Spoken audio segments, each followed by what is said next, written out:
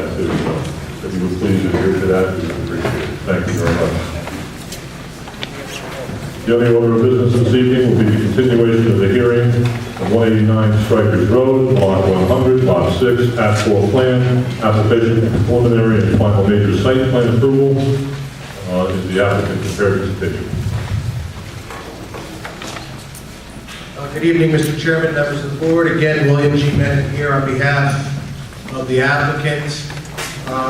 What we'd like to do first off this evening, Mr. Chairman, I know there were a couple members of the public at the conclusion of our previously sworn witness, Mr. Frank's cross-examination. When he had to leave early, there were a couple members of the public who indicated that they still had a question or two and didn't have the opportunity to question him, so we pledged to bring him back to clean up those couple of people who had questions. So he is here, and I would indicate that he's been previously sworn and previously accepted as an expert by this board.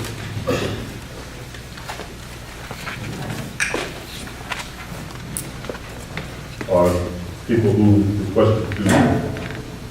Mr. Frank, you remain under oath.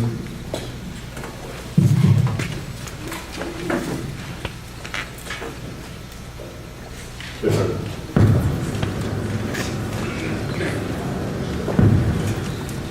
I'm sorry, could you just tell me your expertise again? Sure. For the last 20 years, I've been doing air quality consulting. Okay.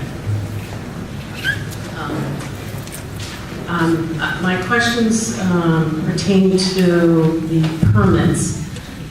Oh, I'm sorry, yes. Lee Rozicki, R-O-Z-Y-C-K-I, 56 Puddingstone. My questions earlier pertain to permits, and any of the permits, are any of the permits renewable? The air permits are renewed every 5 years. Every 5 years. Obviously, what are the conditions for renewal on these permits? Well, the equipment, the process has to continue operating in the same manner as was presented during the initial permit application. And there are fees that must be paid in addition to that. Would there be a condition where, like, any 0 fines or a minimum number of fines would still allow a company to receive renewal permit? I have not seen that to be the case, but we have experts on the board's panel that have more experience that of all range than I have.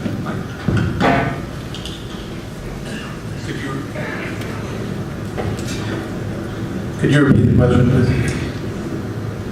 What, the conditions for renewal of a permit,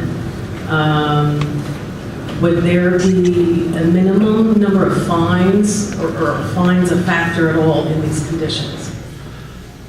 Typically, fines will not preclude renewal of a permit, that they may be a factor in denying a permit. But typically, the violations are resolved through a fine and through corrective action before the permit's renewed. So then, what are the factors for non-renewal? The same factors that Mr. Frank just outlined, which is the plant would have to continue to be operated in a manner that it was meeting its permit parameters. You know, it would go through another set of tests and so forth, but it would have to continue to meet the parameters that are set to protect public health and the environment. So regardless of the number of fines, that is not looked upon? Is that what you're saying? I'm not saying regardless of the number of fines. I'm saying a fine in and of itself would not necessarily preclude a renewal. Are there any other DEP, DOT, LMNOP permits that need to be, that are renewable? Generally, for example, the stormwater management permit is also renewable after after a period of 5 years, which is set by statute. And again, would require them to continue to maintain the management practices, the runoff control plan, and so forth, the requirements of the permit. And then, so any testing, I'm assuming that the testing go along with the requirements, the maintenance requirements for that permit, correct? Any testing that's required in the permit would have to be done upon renewal, yes. What happens if a permit is revoked? If a permit's revoked, they can't operate. The total facility can operate. And then what are the responsibility of the plant owner to get it working again? Well, they have to be able to comply with their permit, they have to qualify for a new permit if the permit's revoked. They would have to reapply. So it's, just to reiterate, it's the air quality, the stormwater, any other permits that are for renewal? Those are the two permits that would be applicable to this facility from DEP. Okay, thank you. I might add to your point, your real concern is how do you stop bad actors? And the DEP's mechanism. How do you stop that what? Bad actors. So, say somebody has a permit and they're not living in accordance with the permit. What are the recourses to the community? And the DEP's mechanism, as I understand it, is punitive fines that are enforced through the court system. I mean, they use a very heavy hammer. There was just a settlement notice released today for a 5-acre wetlands that was violated by a facility. The facility was fined close to $200,000 and then made to donate in excess of 200 acres in addition to the monetary penalty in order to settle the wetland violation on 5 acres. I mean, the state does not hesitate to enforce very severe monetary penalties to companies that disregard the requirements of their permit approvals. Okay, thank you.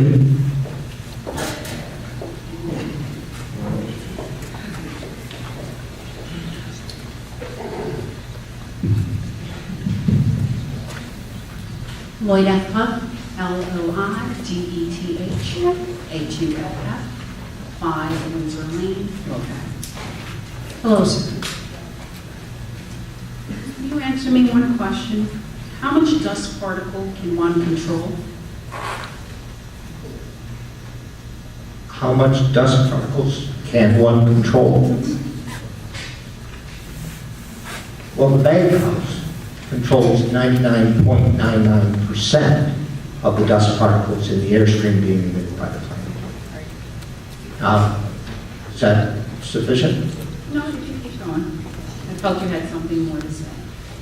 So there seems to be a lot of concern in the community with fugitive emissions from the stockpiles. And the guidance that we're given by EPA on these matters suggests that at 1.5% moisture, surface moisture on the aggregates, it will control 90% of the dust when that aggregate free falls through the air in the transfer point. Okay. So, as an expert, you can say that over time, that could become a problem. Well, it's been testified by the owner of the facility that he will not allow dust to leave the property line. Sir, that's impossible. First of all, in order to control it, you have to be able to see it. Well, and again, the requirements of the permit are that there can be no visible emissions. And that requirement must be monitored by the facility on a daily basis, will be inspected and verified by the state on an annual basis. And violations are again enforced by monetary penalties. Okay, but sometimes the damage that's occurring can happen long before the monetary fines are even paid. Do you agree? We're talking damage from airborne dust. Well, yes, that's going to be coming from this plant.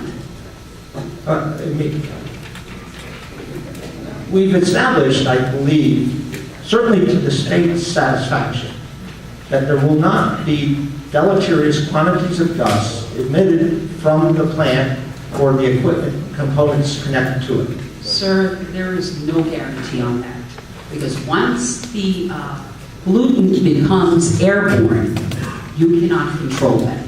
Can you agree with that?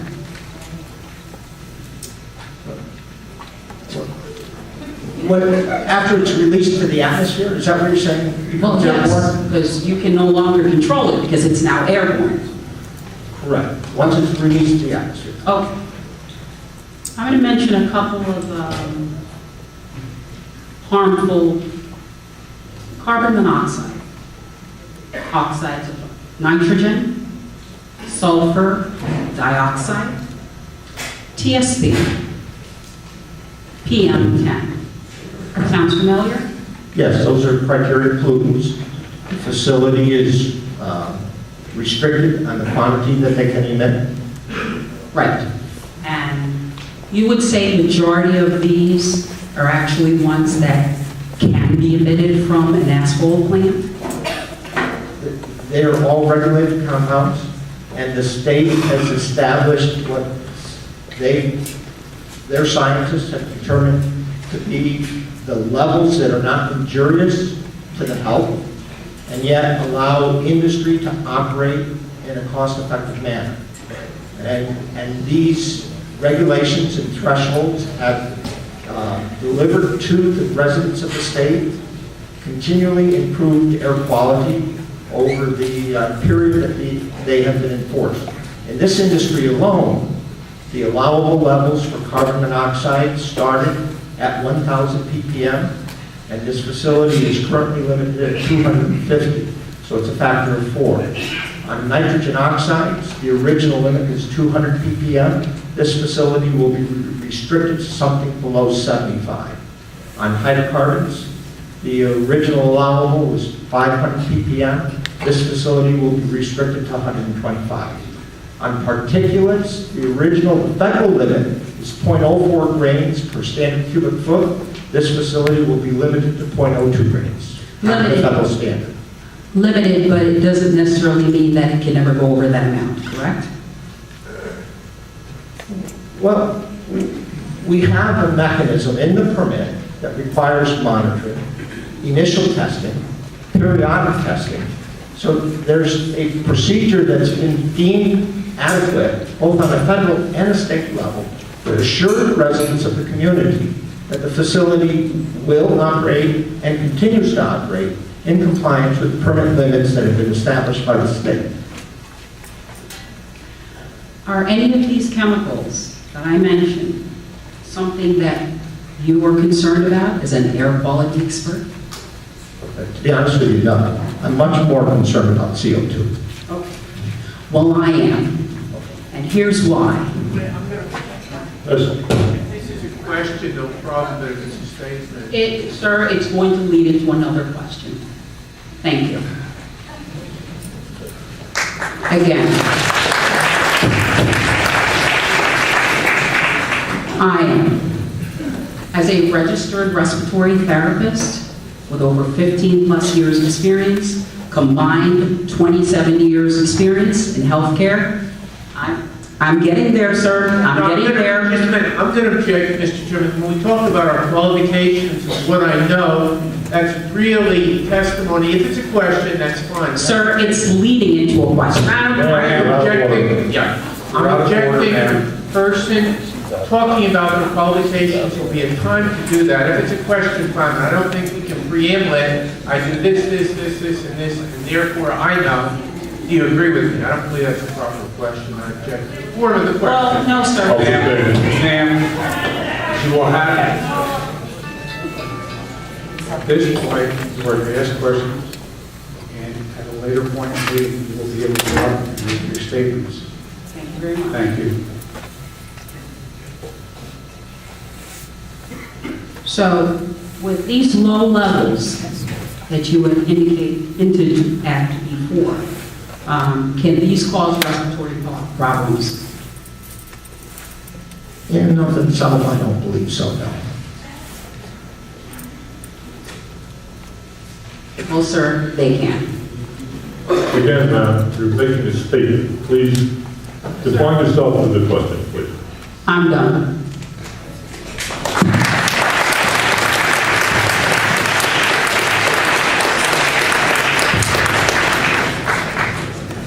All right. Steph.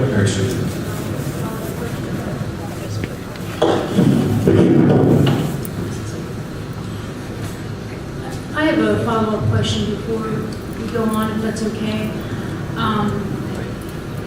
There's continued mention of the dust, and I wanted to follow up on a statement last night by the operator, but that I think that you'd be qualified to answer. We're talking about dust, and I understand that there's piles, and we're talking about potential for fugitive dust from those, and then also the crushing operation. And I believe I recall last week when the crushing operation was mentioned, there was talk of an integrated water spray associated with it, and then last night it sounded like perhaps there was a different sort of control or not for the crushing operation. And I know that permit would have to be filed separately, but could you clarify that, please? So the question pertains to the processing that's required for the recycled materials prior to its being fed into the process. And there's probably two standard procedures for processing the rock. One is an independent, standalone crusher that will reduce it. And typically these crushers, when they're permitted, require water spray to wet the aggregate faces to control the fugitive emissions of dust from the crushing operation. Another method that's often employed, especially more frequently lately, is an inline crusher that actually becomes part of the asphalt plant, processes it on an as-needed basis prior to being fed into the dryer. This has an advantage of it reduces the moisture, lowers the fuel costs. These systems, because we have to dry the material, typically are run without water spray, but use a small dedicated bag house to control the fugitive emissions from an inline crusher. So I believe the difference between the testimony last night and last week, we were talking about two different crushing systems that are being considered for the processing of the rack. Does that answer your question? Yeah, it does, thank you. Susan, Yes. That's fine.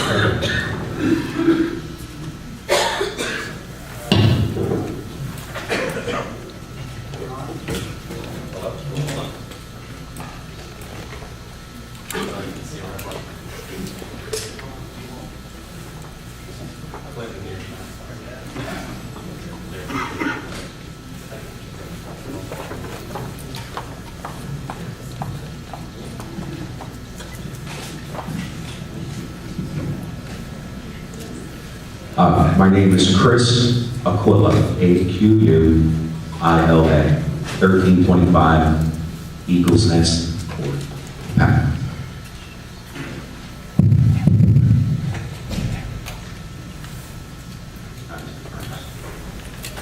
Mr. Franks, I have some questions with regards to air quality and such. First question I have, do you agree or not agree with Susan Engel's comment from last week that when the wind blows, that odor from the asphalt plant can migrate off-site? Excuse me, I don't recall ever making that comment. Yeah. You did. I did not speak to odors. I spoke primarily to air quality and slightly to noise, but I did not say that odor would migrate off the property.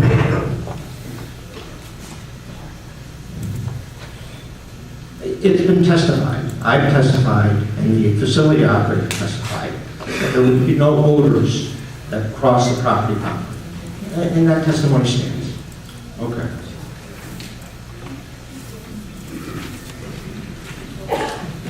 Mr. Franks, I have a question regarding last week, when you were cross-examined. A question was brought up of if there was a state-of-the-art facility somewhere in the area that we could use for comparison's sake.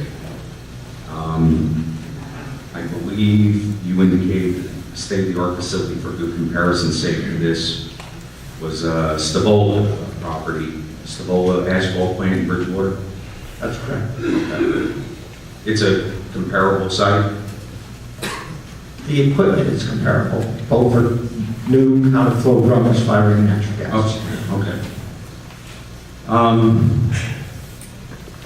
So that's generally a good example. Mr. Frank, as an air quality expert, I just want to get a general idea, because I'm not an air quality expert, I'm a biologist. I'm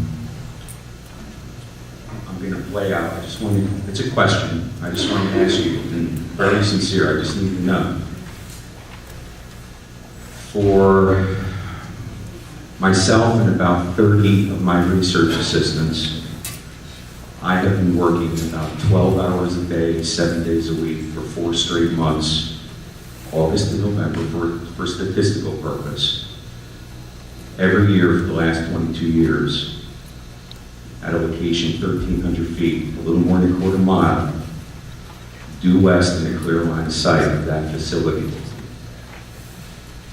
Could he clarify which facility? Yes, the Stavola state-of-the-art asphalt facility, which has been made clear that's good for comparison. For 22 years, when the wind blows from the west, or due west, when the wind blows from the west, we regularly smell very discernible asphalt odors when the wind blows over the exact direction of this state-of-the-art facility over at my research site. I'm not here to, I'm just letting you know it's there. You smell it. And my question is how can that be if this is our state-of-the-art facility for comparison as an air quality expert? Just so I have an idea.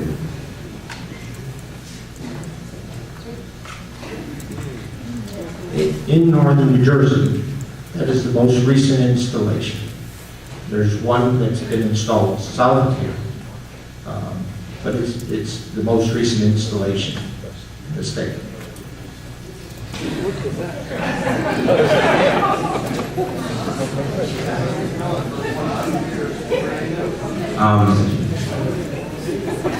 Let me maybe reword it. How can it be that these odors are possible at what you describe as a comparable, even equipment, similar equipment, state-of-the-art facility? And I've been there. And I just add one thing for your reference, because you're a scientist too.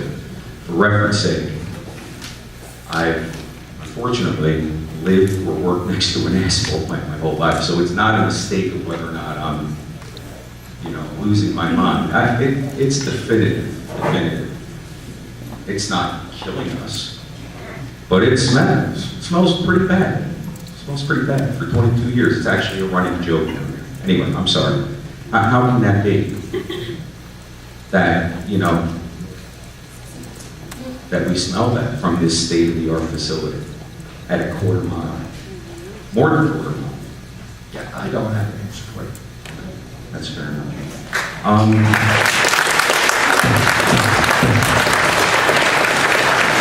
Just one more question. With that in mind, Mr. Franks, Mr. Mitzak, the possible future plan manager, if this is approved, he's pretty confidently indicated at least 2 to 3 different times in previous testimony that, quote, no odors will leave the property. Is it possible, in your professional expert opinion, and I trust you, from everything we've discussed here, that odors, maybe he wasn't right, maybe they could leave the site.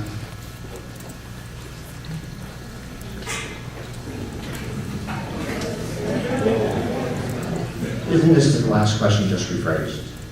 No, this is my question, the last question. Then I don't have an answer for you. Thank you.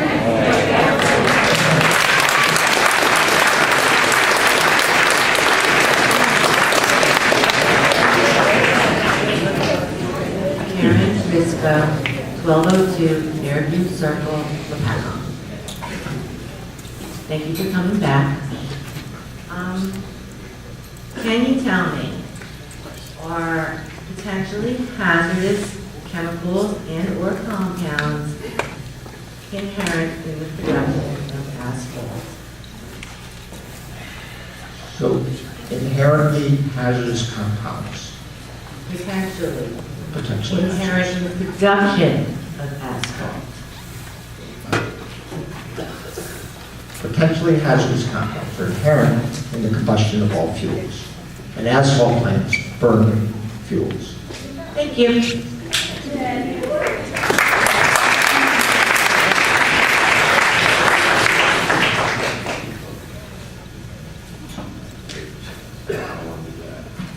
This will be the last testimony, or cross-examination of this one.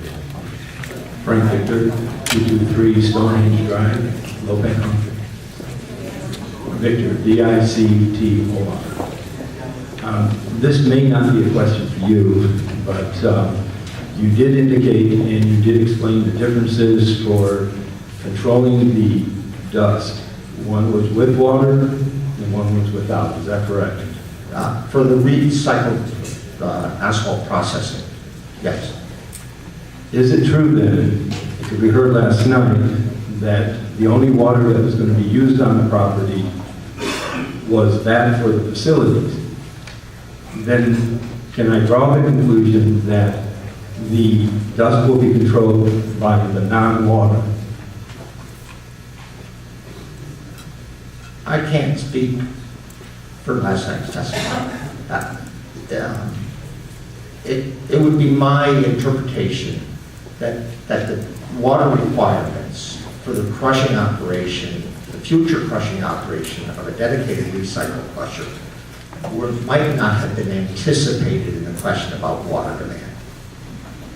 But I'm confused because you said two systems were being considered. Which one is in the application?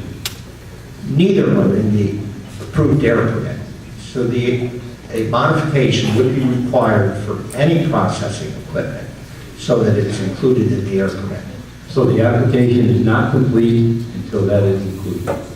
No, the application is complete. The approval provides the authority to operate. It just does not include the authority to include a dedicated crusher as part of the cold feed system. So there could be water used other than the facilities like we were talking about? If the facility decides to put a dedicated crusher in to process the wrap in a batch basis rather than in a continuous basis as part of the plant operation. Two scenarios. One is a batch with a dedicated crusher that typically uses a water spray to control dust. The other is as a continuous process on an as-needed basis that's integral with the plant operation. Right? Both require air permit approvals. The dedicated inline system typically uses the small bag house control fugitives. Both require. I understand all that, but the lady that was up here before, her question was, how are you going to control the dust? We really don't know how that's going to be done. We know how it's going to be done. We don't know which system is going to be used at this facility. We know how it will be done for each option, but we just haven't gotten, to my knowledge, the facility hasn't committed to one option or the other. We're just going to thank you. Excuse me, I think it's worthwhile to clarify the process because I think people are talking about different points of the process. Earlier talking about the bag house operation to control emissions from the drum. That's one source of emissions, and that's one control technology. And then in discussions of fugitive dust, that would be, the source of the fugitive dust would be things like the piles. And that's a separate, obviously a separate process. The third thing that Mr. Frank is talking about would be a crushing operation that, as of right now, has not been permitted by the DEP. So, okay, I so... understand that, but the question was, how do you control the fugitive dust? That was the question. Right, but there's different sources of fugitive dust. So that's what I'm trying to... So from the crushing operation, there's two options. One would be the water spray, one would be the inline crusher with the bag house. The other source of fugitives are the piles. I'm talking about the piles. Okay, I just wanted to... When the piles dry out, there will be dust. We were told last night there will be no water used on those piles. Correct, that's fine. I just wanted to make sure everyone was talking about the same sources of dust, because they are, I think it does get complicated with the term fugitive dust, that's all. So My last question then, on the piles, as they dry out, will there be fugitive dust? When the material dries below the 1.5% surface moisture, then airborne dust is possible. And how long does it take for that to happen? I don't know. Typically, the problem with these stockpiles is that the moisture is too high. That on average, the moisture in the particular stockpile, the fine aggregate, which has the higher dust content, is about 11%. So the internal, material in the pile, it retains a high moisture content, and it's usually only the very thin surface area that's exposed to the air and the sun that dries out. So without the water, there could be fugitive dust? No, what the loader operators are instructed to do is mix the piles so that it maintains a uniform nature as he feeds into the pile, as opposed to just feeding the dry bucket one time and then a wet bucket the next time. Anyone do you care to continue with your... Mr. Chairman, I know we did bring Mr. Frank back for those members of the public that did not have the opportunity to cross-examine. I think there are two ladies here who I don't believe had the opportunity. We'd like them to have the opportunity to ask their questions. These will be the last two witnesses then. Loretta Brickman, 206 Stonehenge Drive, Lopatcong Township.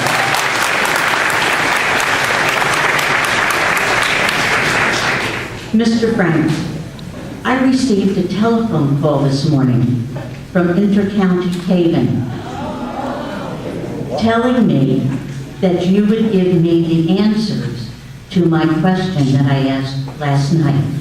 I have not heard that as of yet. Would you please explain? I've been waiting for you. Okay, I'm here. Thank you for coming. So the question has to do with benzene. And No, sir, that was one portion of my question. Let me repeat it. but Okay. In the process that you do in the asphalt production, do you utilize or do you produce any benzene and/or any other carcinogenic agents, chemicals, etc., during that process? Okay, well, let's start with the benzene. And first, we do not use any benzene in our process, nor is benzene a compound in any of the products that we use. There might be trace quantities of benzene in the diesel fuel, would be in any diesel fuel anywhere. They're not unique in the type of fuel that we use in our equipment. The asphalt cement does not contain benzene. It's maintained at 300 degrees Fahrenheit. Typically, it has very large molecules. We're talking on the order of magnitude 3,000 to 10,000 molecular weight. So we don't have benzene in the raw material. Now the question comes is whether we generate benzene emissions from the combustion of our fuel. And so we looked very closely at that. And we started with the federal guidance on this, and the feds did a study, and they said, yeah, we found a small quantity of benzene. But when we looked at the number, we found that that generated an unacceptable risk at our property line to our neighbors. So we said, well, we've got to learn more about benzene. The federal government says is coming on our stack. So we did our own stack test in cooperation with the DEP. And typically a stack test is a 1-hour run. We pull a sample from the stack. And when I say we hire a third-party certified contractor that comes in, does this testing. They're monitored by the state. The test methods are submitted to the state beforehand, reviewed and approved. The procedures are established by the federal EPA as being sufficiently rigorous to accurately characterize our emissions. And so we drew 3 1-hour samples and couldn't find any benzene. So we said, all right, let's look harder. The next opportunity we had to stack test, we drew 2-hour samples. So we had twice the sensitivity. We still couldn't find any benzene. So we said, all right, the next test, we drew 1 3-hour sample. And in that sample, we still could not find any benzene. So we used that detection limit. So the method has certain sensitivity and they know that, well, if you don't find any, it could be either at this line or someplace below it. So when we did our permit, we used the line, the detection limit, with a 3-hour sample for benzene, and we used that as our permit limit. Kind of worst case. We tested it, far exceeding the federal requirements of 1-hour sample, and then we put that in the permit to evaluate the risk at our property line to the neighbors.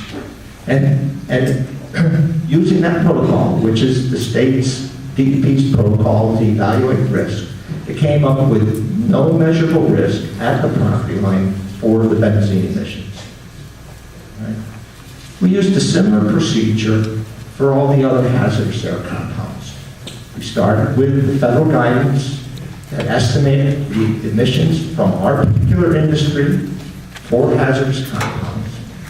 We then went and did our own testing in cooperation with the DEP for those compounds to verify that our emissions of these polycyclic aromatic hydrocarbons and other carcinogenic materials and pollutants of concern, to verify that the plants in New Jersey operating the way we do don't emit in excess of the federal standards. And we found that in every case we were significantly below the federal standards. However, when we permitted, we used, worst case, the federal numbers for pollutants other than benzene in our permit and evaluated the risk at the property line using the worst case factors. And using the state's procedure, we determined to their satisfaction that none of those pollutants are at levels of significant health concern at our property line. But as I was told this morning by the gentleman from County Paving, and from what I understand from you, if I am correct, that there is a carcinogenic agent that is emitted from the process. Am I correct? That's what I was told this morning. There are de minimis quantities, all right? On visible emissions, zero tolerance, no visible emissions. On hazardous air pollutants, if we had a similar bar, no industry would be able to allow to burn fuel. As a society, we can't have a zero bar. It would shut down everything we do. You wouldn't have a furnace in your home. You wouldn't have a wood fireplace. I mean, zero is zero. It has to be for everybody. So the state and their scientists determine where a safe place is to put this bar. And they use very conservative factors. And they say, listen, we want to place the bar so that anybody that is really close to a neighbor might have a short stack, and the plume might not disperse by the time it gets to the property line. We want them to look at the risk that this causes to their neighbor. And that's a procedure we use. And the state scientists have determined that this procedure, and as we adhere to it for this application, did not generate unacceptable risk at the property line from our activities. Okay, and I appreciate that.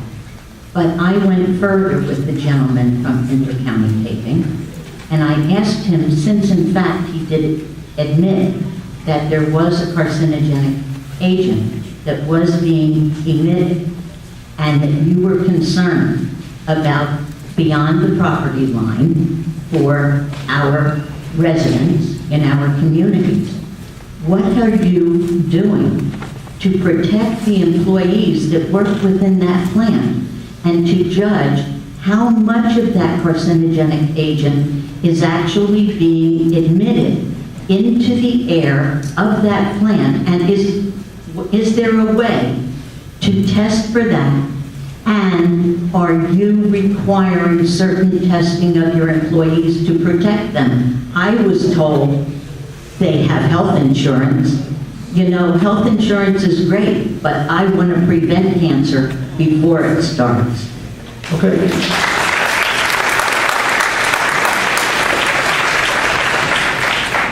So that's another realm of concern that speaks to the woman before, and the respiration therapist.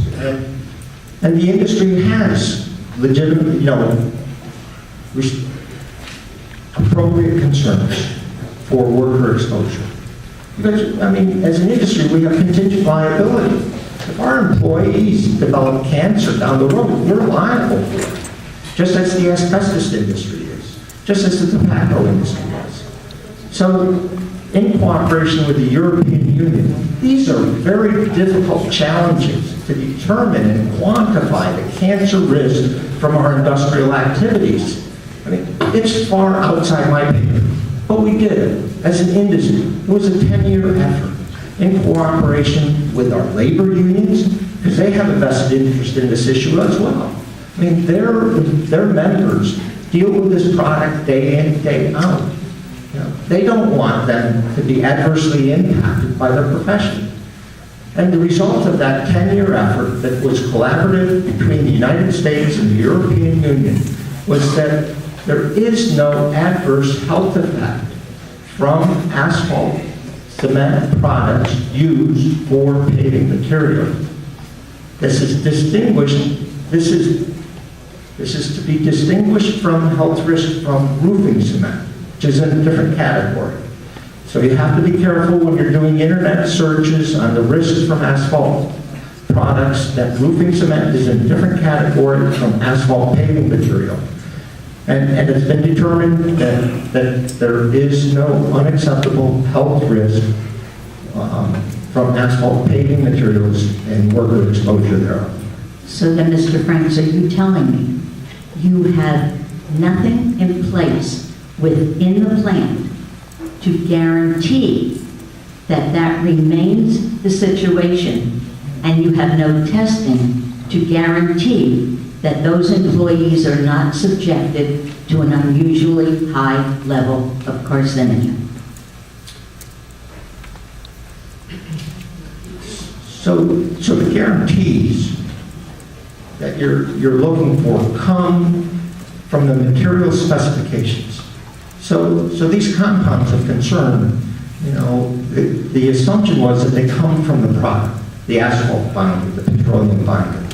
Now, these are petroleum products. The fear is that they're part of the asphalt cement chemistry. And so the direction that the world body is going is to make sure that as a facility, they can have comfort in knowing that the product that they're purchasing from a third party, this asphalt cement, does not generate an unacceptable health risk from their employees, is with specifications for that asphalt cement that prevents them from including any carcinogenic materials in its manufacture that has, harmful effects on the end user. I would still recommend testing be a requirement by this board. Thank you. If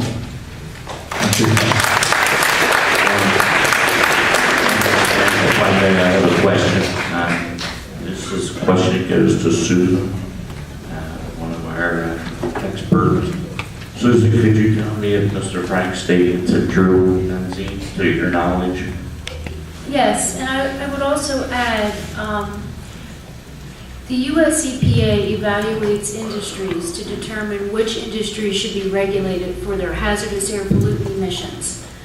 And I do think that there is some confusion when you broadly talk about asphalt, because EPA, in evaluating the large industry sector, did pinpoint certain aspects of asphalt processing for regulation. However, it's not this sort of asphalt plant. It's the refining process where the crude oil is distilled and the asphalt is first produced, and then it's further treated and used, for example, for roofing materials, etc.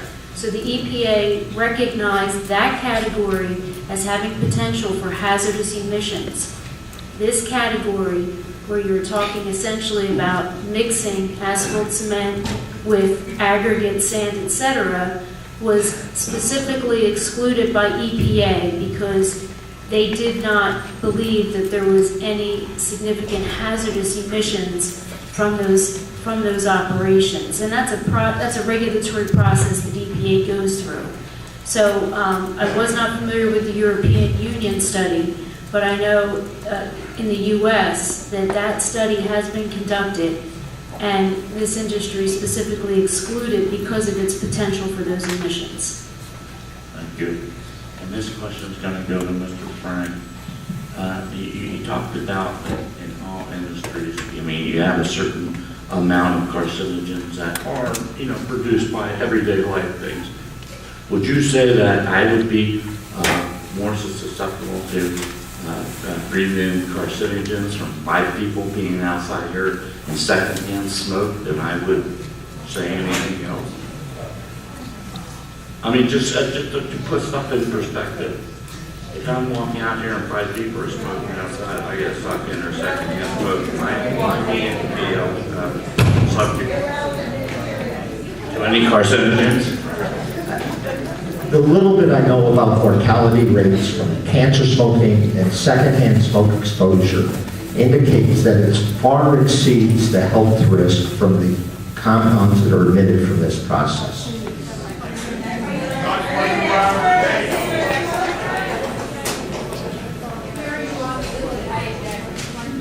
Hi, Donna Schneider, SCHNEIDER, 26 Meadowview Drive, Lopatcong. I have a question for you. Regarding the safe levels of the chemicals to be emitted into the air, is the EPA the only organization that determines those levels? There is an international organization that I'm sure EPA works in conjunction with. Additionally, the California Air Resources Board has an independent effort that I know looks at health risk. So if there's a compound that EPA hasn't acted on, that California feels that it's an unacceptable risk, they'll do their own studies and assign it a health risk factor. This was the case for diesel particulate emissions.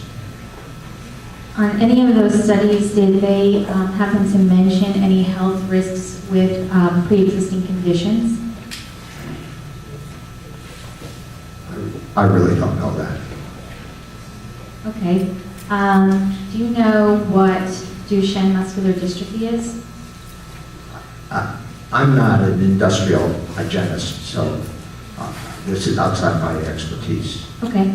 It's a neuromuscular disease. My son has it. And it's a muscle wasting disease. And what happens is your diaphragm, which is a muscle, weakens over time. The lifespan of these children are teens, mid to late teens. With anything that happens respiratory, that could be imminent death. Anything with pneumonia, he could die. Any respiratory failure, he can die. He also will have an issue if he inhales dust or chemicals in the air. His lungs cannot clear that. So he can't cough it out, which could mean death. So I'm just wondering if there were any studies regarding that and, you know, what you can find out about that.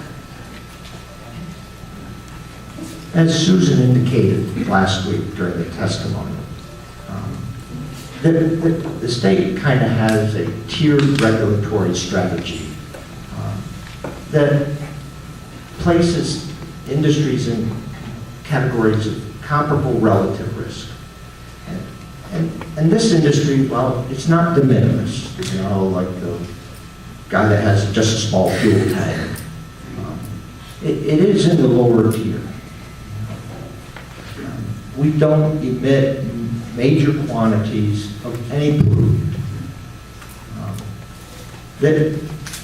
Those industries that significantly impact our air quality and your son's health, and emit those precursors that, not precursors, but those compounds that, you know, have these consequences.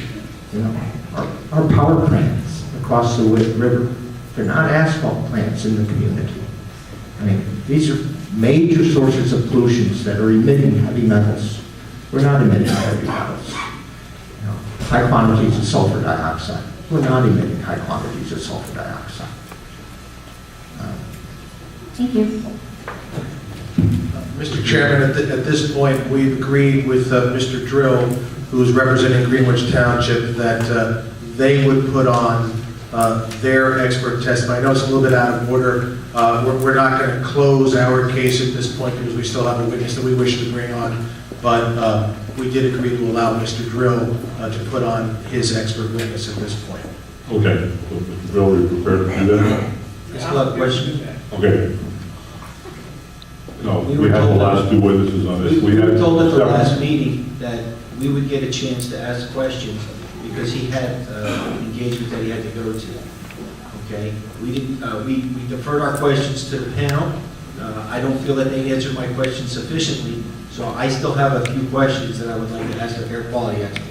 No, I think we've had enough testimony on that. Again, Mr. Chairman, our position is, again, if someone hasn't had the opportunity to ask a question of Mr. Frank, we've produced them for those people that haven't had the opportunity. How many more people are here to ask questions?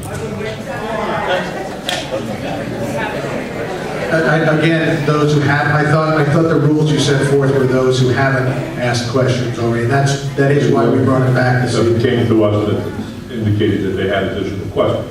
It's starting to be open enough to the whole room again. At this point, You told me to defer my questions to your two panel members, which I did. I don't feel that my questions were answered sufficiently. would you already ask questions? To them, I still have questions for the air quality expert.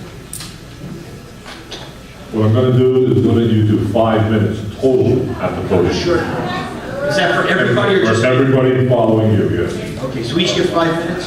You get 5 minutes. Okay. And they must be I relevant, just have a pertinent few simple questions. questions. Okay? Richard Merker, 99 Mason Boulevard. Over the past 20 years, have the emission limits fallen considerably? Yes, they have. Why?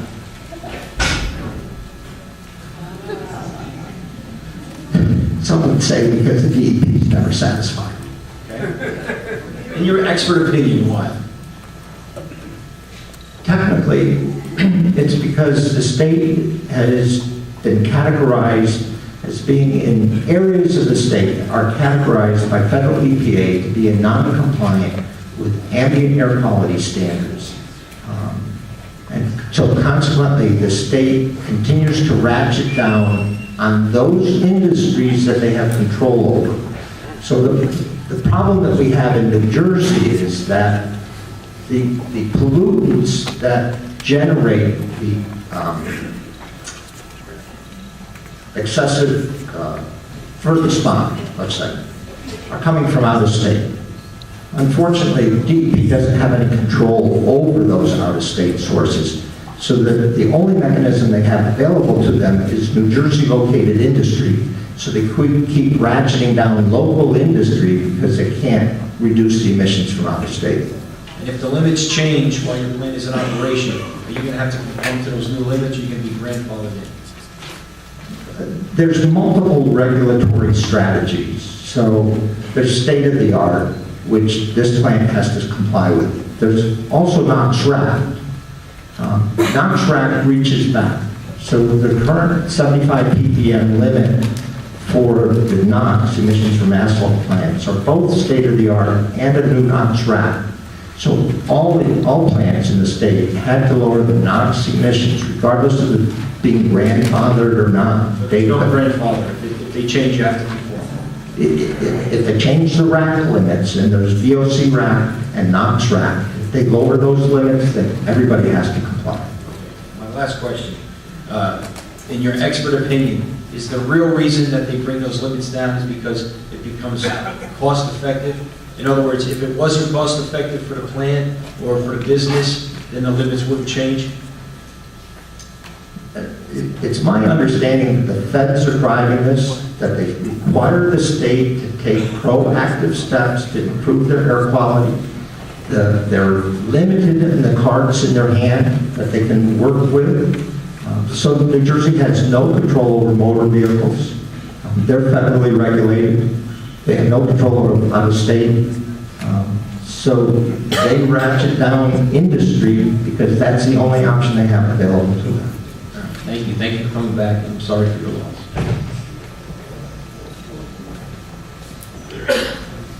Oshevsky, 48 GLA Lopat.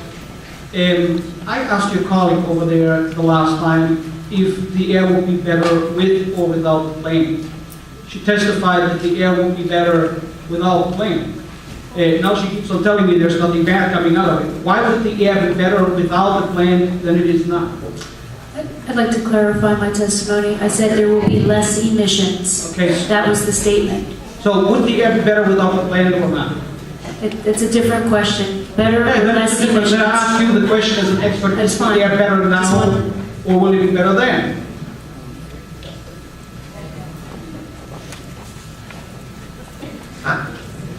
That's not that. Is the air better now or will the air be better than with the plane? Will there be differences in the air? Better now or better then? I would posit that there will be no discernible difference.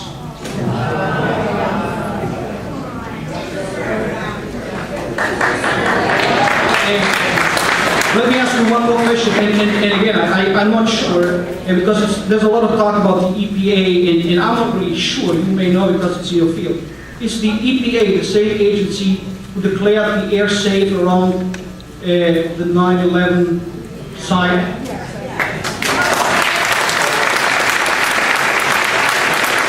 And did the EPA, is that the organization who had to backpedal afterwards because people got sick? And if that is so, is it possible that organizations like the EPA at one point in time may not be all that right with their levels? Thank you.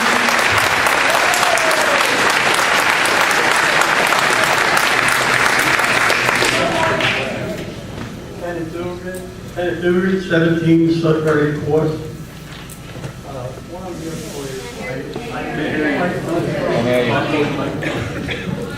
How's that? Here we go. The question is that this is going to be recycling, that we're going to take asphalt from the highway, bring it down, store it, put it in the crusher, and then from the crusher into the dryer, right? I have a question about those three areas, where it's stored, right? Where it's crushed, and where it's heated to go in 300 degrees, it's heated to, okay? The question is, right, everything that comes off the highway goes into the storage area of your plant, the macadam that's reused, right? Now, that includes all the oil, transmission fluid, everything that leaks out of the car falls onto the highway, makes a black line from one end of the state to the other, right, is going to be stored on your property. Okay? Now, antifreeze, most things, oil spills, everything is under the EPA control. And it's hazardous material for water supplies and everything else. Okay? So you're going to have this on your property, you're going to heat it, crush it, heat it to 300 degrees, right? And then process it. Okay? I'm wondering how you can get this, how you can get all these contaminants out of the stone and the rock before it hits the heating process, because that has to be, that's filtered out, because of the filters in the heating process take all those emissions out, all the chemicals, because 300 degrees is higher than most products that would be in that used mechanic, that would turn into a vapor or whatever. There's a lot of pollutants. Okay? I want to know how the filter is going to take care of all of this, or wet it down. So, as I understand, you have two components to your question.